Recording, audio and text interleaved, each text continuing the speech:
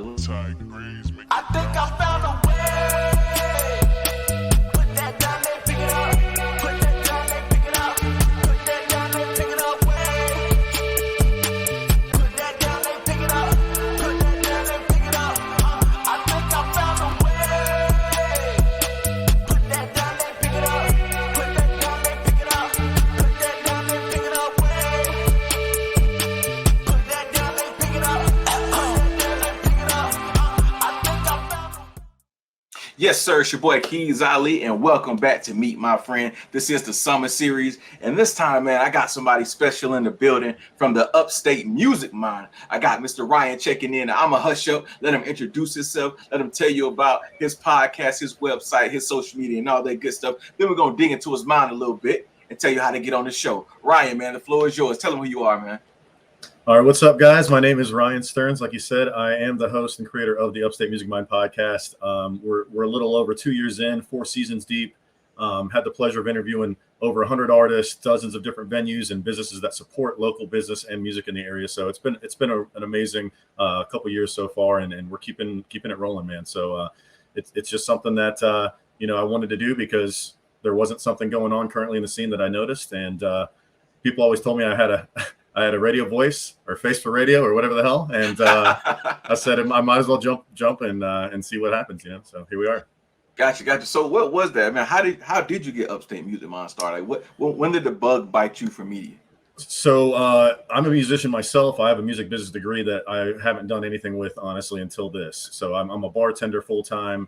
This is a part-time gig for me. But like I said, man, I know that there was a lot of great music in the area, a lot of places to see the music and a lot of talented musicians, but there weren't as many platforms to kind of relay that information or to kind of find sources to find out about what's going on and who's in the scene. So my co-host, my original co-host was in my band with me for 8 years, Johnny Keys. I love him. He helped me get the start of the show going.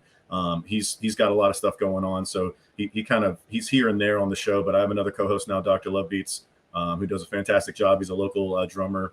I haven't met one person that doesn't like that guy or doesn't know him personally. So it's been great. But yeah, man, I just, obviously music's a passion of mine. It's always going to be a part of my life. I'm going to get out there again one day and get my music out there. But more importantly, I say basically I get the people who have their shit together and I put them on stage and in the limelight and, get them the exposure that they deserve, because there's so many talented artists in this area, man. Yeah, man, 4 seasons. 4 seasons is a long time. It's consistent. You're consistently putting out content, building your fan base. But over that 4 seasons, man, is there any stories that you have to tell about overcoming anything, or is there any moments that stick out over your 4 seasons? There definitely are. I mean, off the top of my head, I mean, it's been very cool to have run-ins with little kind of celebrity kind of things, like the show, the very first episode. It's a weird title because we get a little weird on it. But it says Our Ears Made Out, and you're like, what the hell is that? Well, basically, it's a story based on this guy who gave me his earbuds, and I knew he was like an entertainment professional. He didn't tell me exactly who he was. And I ended up looking him up. He gave me his email. I looked him up the next day. He was the original Red Ranger. And like, I'm 37 years old, so Power Rangers were like my shit, That's a thing, man, yeah. Oh, dude. So when I realized who it was, I was kind of glad I didn't know it was him at the time. But anyway, I know that's not anything to do with music, but he asked me like intense questions about my music background, and I could tell he was like, he had some sense of worth and was really, intellectually challenging me and put me on the spot in a good way. And so I just had to tell that story on the very first episode of the show, because I was already recording the first episode, and I was like, well, guess what the hell happened to me this week? And ironically enough, I met a few other Power Rangers, these 2 ladies that came in like a year later, and I told them, and they have their own podcast. So we linked up, and we might exchange interviews here in the next year or so. But there's been a couple other kind of mini celebrity run-in things. But I would say one more thing is I went to the Green Day show a couple years ago. It was a big show in Atlanta. It was Green Day and Weezer and Fall Out Boy. But a kid got pulled on stage to play guitar, and like as a guitarist, I've always thought about that. That'd be so badass. But when I was telling the story on the show, my co-host, Dr. Lovebeats, he got pulled up on stage as a drummer 10 years ago by Green Day. So he's had that same experience.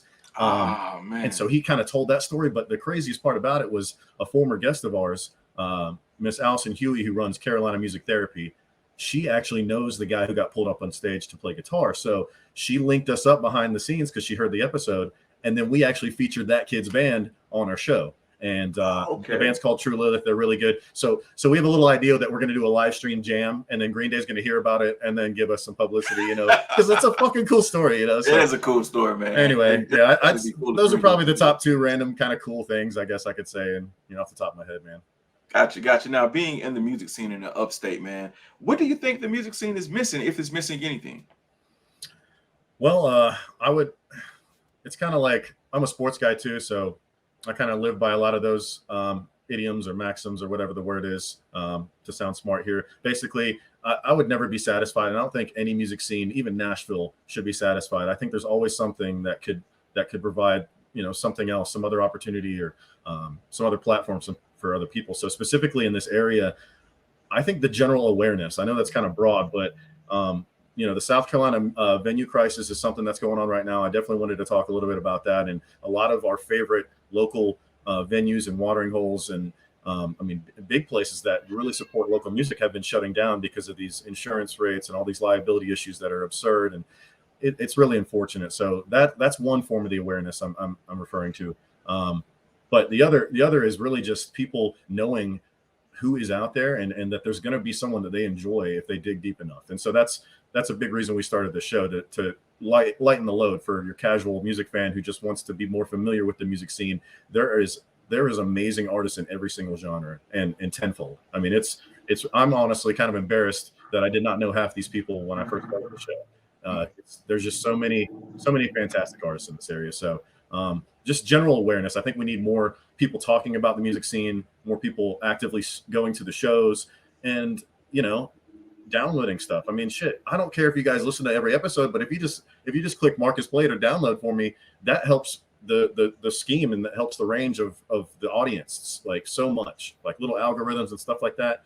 Just a simple like and a click and a share that people can do for their friends and people that they see in the music scene does wonders, honestly.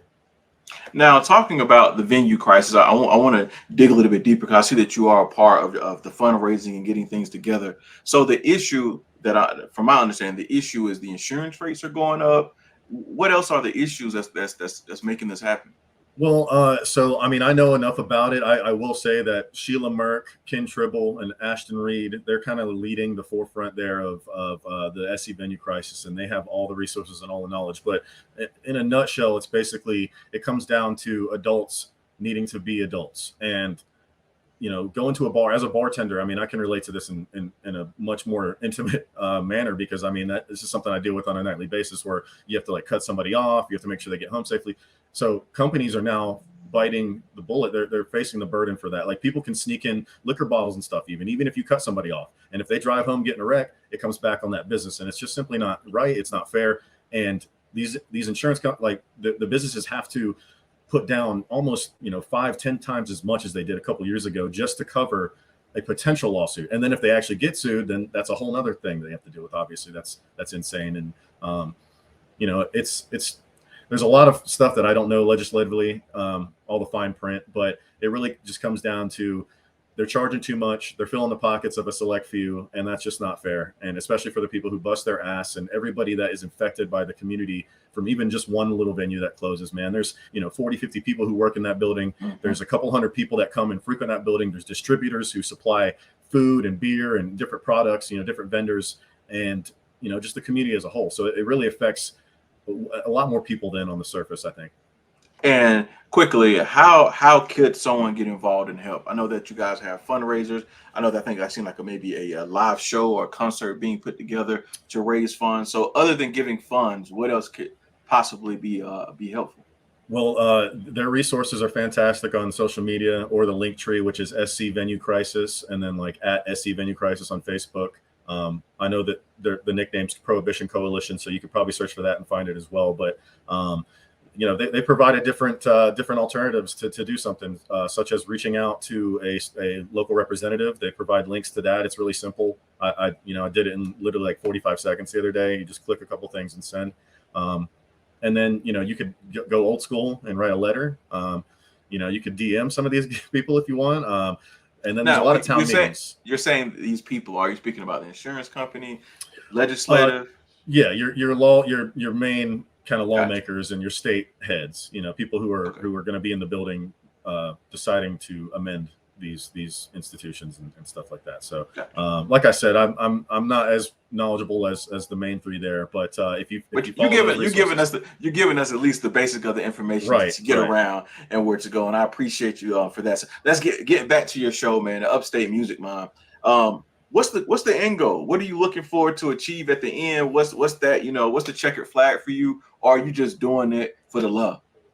It's a little bit of both, I guess. So, when we started it, me and Johnny initially were just like, hey, if we get 10 listeners a week, who gives a shit? Like, if we have fun talking music and we expose a band to 10 more fans, I mean, that can mean the world to that band or that artist. And so we get a lot of self-gratitude and just out of putting out the show and having a few people tune in, but it's definitely a little bit more than a few people. We've been fortunate. The numbers have been great for us, and we just hope they can continue. An end goal would be if this could potentially be a career for me and I could, take a step back from bartending, because I don't want to bartend forever. I mean, I love Local Q and it's a great spot. Got the best wings in the city too. That's right. There you go. See, I didn't have to say it. I'm gonna give a shout out to Mike and Leah, my bosses there. I didn't even have to say that. Oh yeah, best wings in the city, man. Yeah, man. So it's just something that I do get a lot out of. Not just a little bit of money from sponsors and such, but if it could be something that I could make a career out of, that'd be wonderful. So that's something hopefully in the horizon in the future.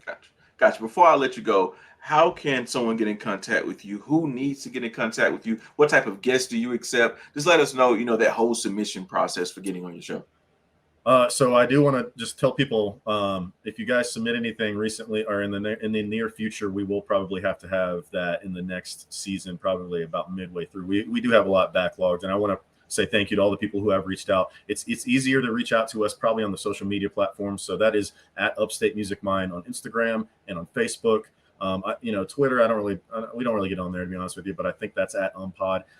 We do have a YouTube, but we don't have any video content currently. That's something I would like to get involved with, and I might, if you don't mind, man, I might talk to you about that sometime soon and pick your brain on it, because we should haven't had time to really incorporate that. And but basically all the social media is at Upstate Music Mine. If you want to go to the website, it's umpod.com, UMMPOD, because that's kind of our tagline or nickname. And we're on all the major platforms. So please stream us or download us on Spotify, Apple Podcasts, Amazon, Google, Deezer, iHeartRadio, all those, basically all of them.